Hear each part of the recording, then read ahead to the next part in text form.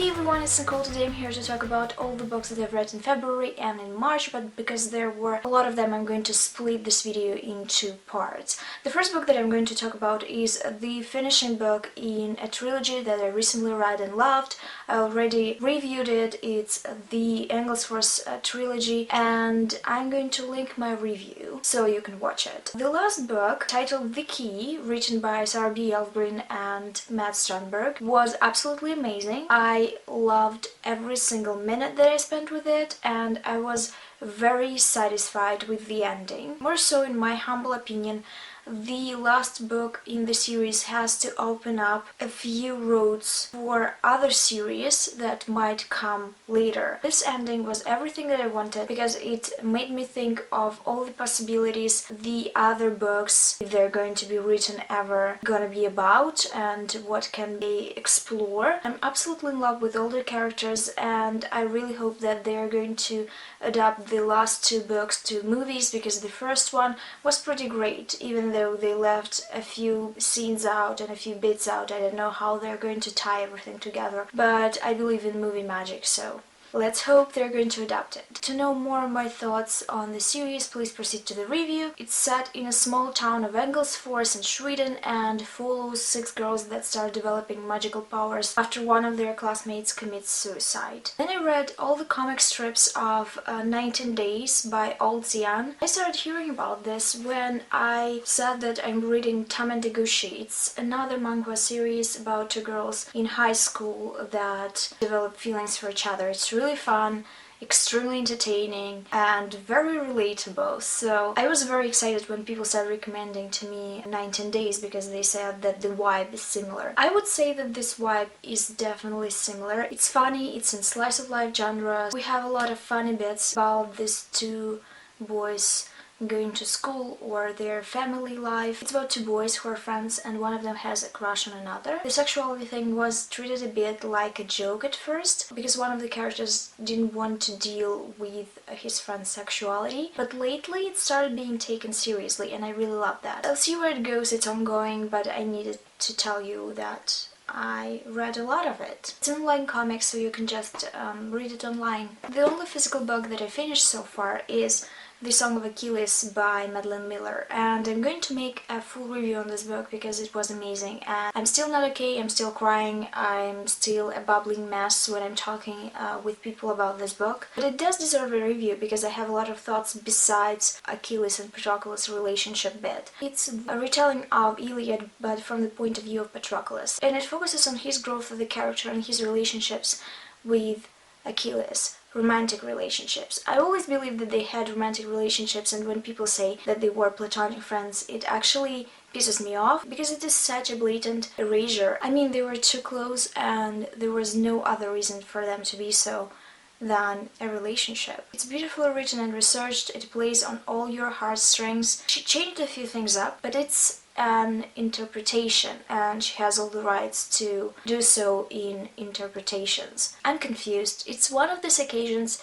when you love something so badly but it hurts you like hell. Definitely not fun. Then I decided that I want to read something fun and gay and happy, and I mistakenly thought that the Foxhole court series by Nora Sakavic is going to soothe my pain. It didn't. Actually, it made me ache even more, it hurt like a bitch, and I'll be the first one to say that this series are not perfect. They're far from perfect, but they're extremely addicting for some reason. The whole concept of this book is tragedy porn, and I feel very passionately about tragedy porn. I hate it with passion. I hate it. But for some reason, as I said, these books have an addicting quality. I read the first book and I thought the plot was absolutely ridiculous. But then I continued anyway because I wanted to know what's going to happen to these characters. I have a lot of trigger warnings when it comes to these books. First of all, I think the mental illness wasn't portrayed in the right manner. It was a bit offensive, really, at least in the first book. Then there were also a lot of degrading language, but then I get it. They're kids and they're not the tamest ones. But still it was cringing at times because they are overused. There's a lot of them. But I also can definitely tell that I enjoyed the series. So what I want to say is that these books are really flawed, but they're still enjoyable. It follows an 18-year-old Neil Johnston who's on the run with his mother from his terrible mobster father, but when his mother dies after a brawl, he settles in a tiny American town and hopes to fit in. He enlists an Axie team in his school because he's very passionate about this sport. Axie is an evolved version of lacrosse that was made up for these books. I'm not at all into sports, so I didn't really care about it. When the school year comes to an end, one of the trainers from a university with a well-known, but for the wrong reasons, Axie team comes to scout him and offers him a place in the Fox team. He's hesitant at first because some of the players from this team are people that he knows from his childhood, and it might be dangerous for him to meet them because they might realize who he is. And also the Fox Axie team has a bad reputation because Waymack, their coach, always takes in troubled kids with drug abuse past, kids that were in juvie, that were working in sex industry, orphans, kids from abusive homes, and etc. But obviously he agrees despite it being dangerous because he loves this sport. As I said, overall the plot is extremely unrealistic. No one will allow kids with so much aggression to play a sport. I guess when you go into these books, you have to suspend your disbelief. And by the third book, I was very good at it and I really enjoyed it. I'm going to film a review for the series because I already finished it and I'm planning to do it soon, so I expect that on my channel. And the last book that I want to talk about is Our Own Private Universe by Talley. This book was provided to me in exchange for an honest review by Harlequin Teen. It was especially pleasing because I really wanted to read this book.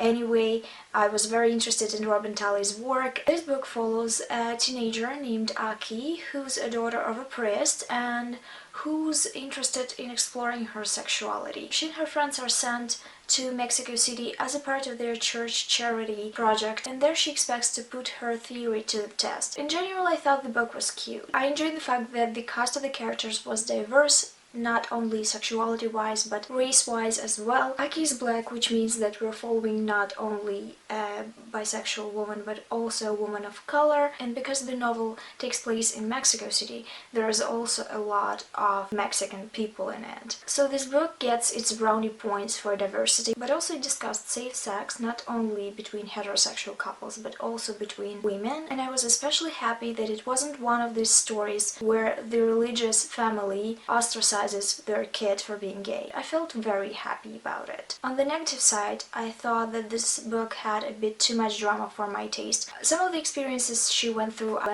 when I was a teenager. For example, when she meets her love interest and the girl tells her that she has a boyfriend, Aki doesn't back off and thinks that it's going to work out somehow. I was in this position and I think it was the dumbest decision that I ever made. So I constantly wanted to scream at Aki and tell her that she doesn't need this mess in her life. But it's a book, you can scream at characters. Overall, I'd say that I liked the book. That's all the books that I'm going to talk about in this video. I'm going to upload the second part of February and March wrap-up when March is going to end. Also, I wanted to mention that a book-related company reached out to me to help promote their new app.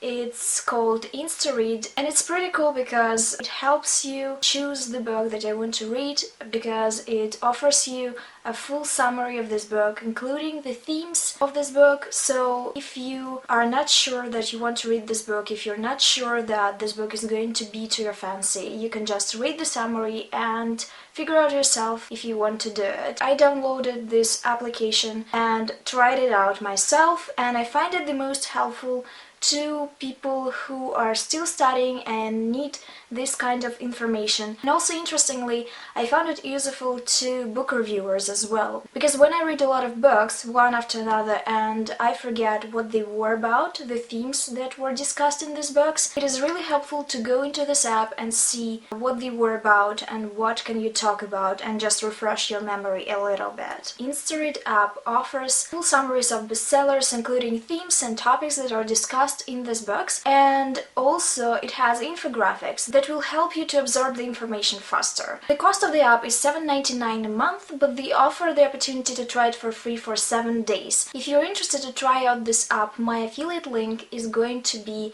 in the description down below. That's everything that I wanted to say in this video. Thank you for watching. I hope to see you soon in my next one. Bye!